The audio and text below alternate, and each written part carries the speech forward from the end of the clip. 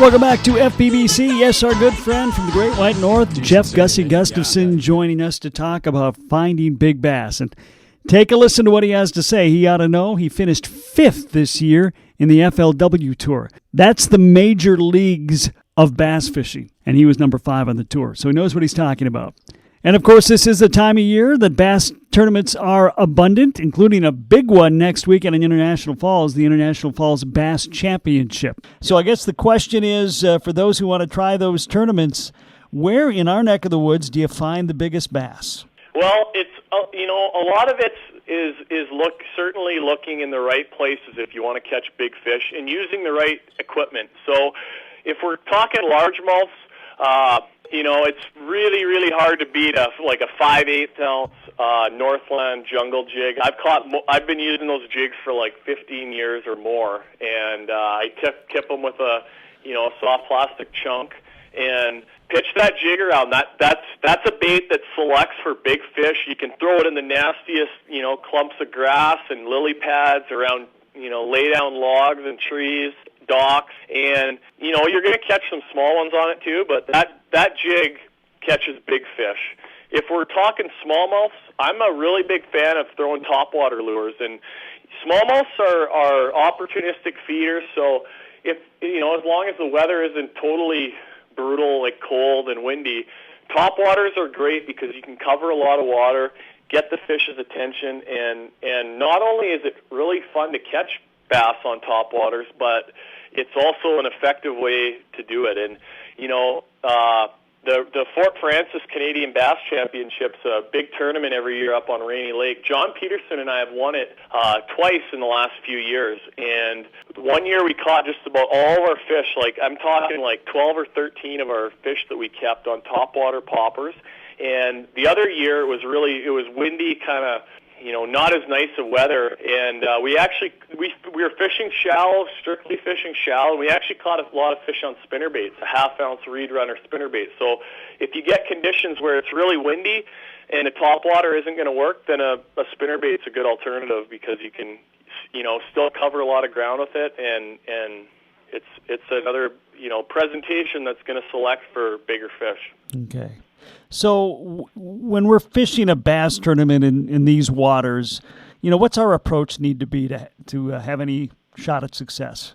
Well, you gotta fish for big fish, and some of our lakes you can go out and fish a certain way and catch big numbers, but in a tournament you have to bring in the 5 biggest fish you can catch. So I'm not interested in catching 100 2-pounders when I go out, and you might be able to throw a wacky worm, dipstick worm around some docks, shallow weeds, catch 100 fish, but that might not be the best way to catch bigger ones. So you definitely want to put a little time in on the body of water that you like to fish, and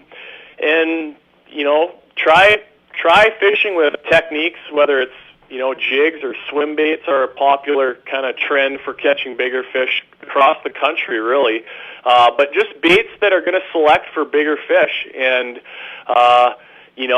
so in a tournament, it's not about numbers. It's about quality, and that's what I try to do. Up on Lake of the Woods where I live, we have millions of smallmouth in the lake, but we also have largemouths, and they're in more isolated sort of pockets and sections of the lake. There's certainly not as many of them, but they do get a little bit bigger. So in most of the tournaments up here, I'm going to tend to focus on trying to catch 5 largemouths in a day, and that's how you're going to win if you want to win a tournament. Define for us what would constitute a big bass on our waters. Across the Minnesota, northwest Ontario, I'm calling a 3.5 to 4 pound fish a big one. And obviously, to win a big bass prize in these events, like the biggest fish of the day, then you're gonna see some 5 and 6 pound fish. You go to a place like Mille Lacs right now is really hot, and the big fish there might be a 7 or 8 pound smallmouth. They're getting huge out there.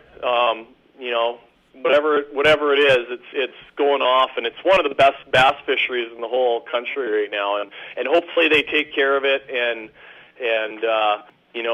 because it's really, really top notch right now. But as far as big fish go, whether it's a largemouth or a smallmouth, in our part of the world, a 4-pounder is a big one. Talking bass fishing, specifically finding the big bass, with Jeff Gussy Gustafson. We'll have more with Gussy next on FPBC. Don't listen to him, man. He's a holder. This is where the DJ talks. Don't say anything. Okay.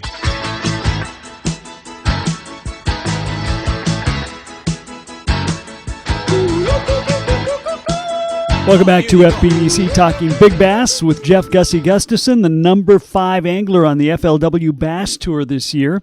Gussy will be very busy next weekend at the International Falls Bass Classic and was also part of the Fort Frances Bass Classic a couple of weeks ago. Let's talk a little bit about those Rainy Lake tournaments. There's 2 of them. Guy Falls does one, Fort Frances does one. Boy, for our neck of the woods, that's kind of an outlier because there are a lot of bass tournaments going on. You don't hear a lot about them, but you hear a lot about those 2. Those are big-time tournaments. Yeah, couple reasons why. They're community-run events. So you have a lot of volunteers. A lot of people put a lot of time and effort into making them, really high-end events. They have great payouts. Both of them are over 100% on the payback, and that's part of the ticket why they're so good. They're really premier events, and then Rainy Lake's an awesome place to fish and an awesome place to have a tournament. So, both of them are really neat. The International Falls Tournament is kind of unique in that we fish one day on the Rainy River and one day on Rainy Lake. So there's a little bit more variable there on, you got to catch them for 2 days in a row on 2 different bodies of water. So that adds to the challenge, but they're both really fun events. If you like to bass fish and tournament fish, both of them are world-class events for sure, and they do it up. There's I fish bass tournaments all over the country, and there's nowhere like that gets a crowd for the final day weigh-in like these events do in International Falls and Fort Frances, and up here in Kenora as well. We have the Kenora Bass International in August on Lake of the Woods, and it's another premier event as well. The amazing thing about that is it's not like those lakes are lacking for walleye. They're great walleye lakes too. Yeah, they are, and it's just, some of us like to bass fish more than walleye fish, and if you have that competitive bug, and I do, I love sports, and I love the competition. So the bass tournaments really are something that I live for doing and have a lot of fun with, and we're lucky. We've got probably the best open team tournaments in North America right here in this part of the world. So we're very fortunate in that regard. As far as, participation, we got big numbers of boats competing, really good paybacks, and great places to fish. Just curious, how wide of swath is it as far as anglers coming from how many miles away for these tournaments? We've had guys from Florida, California, fishing them, but every year there's definitely a few that come from the Ozarks area, Missouri, Arkansas, Kansas, and then quite a few from Wisconsin and quite a few from Manitoba as well, to the west of where I live, over around Winnipeg. So people bass fish all over the place, and it makes it easy around in our part of the world because there's a lot of great places to fish, and a lot of them don't really get that much pressure because most people are walleye fishing. Oh yeah, that's exactly right. And of course, these 2 tournaments are a little bit different in that regard. In that it is all about bass, and the whole like we were saying, the whole community just embraces it. Yep. Jeff Gussy Gustafson, who will be in those tournaments, of course, joining me today as always. Jeff, we appreciate your time. And if people want to go bass fishing with you or walleye fishing with you up in Ontario, how can they get a hold of you? You can find me online, gussyoutdoors.com, and I'm also on social media. And yeah, if you want to come fishing, let me know. If you have a question about fishing up here in Ontario, fire away anytime. All right, Gussy, we appreciate it. Thank you. All right, take care, guys. Time to call it a day. I'm Kev Jackson. Thanks for joining us.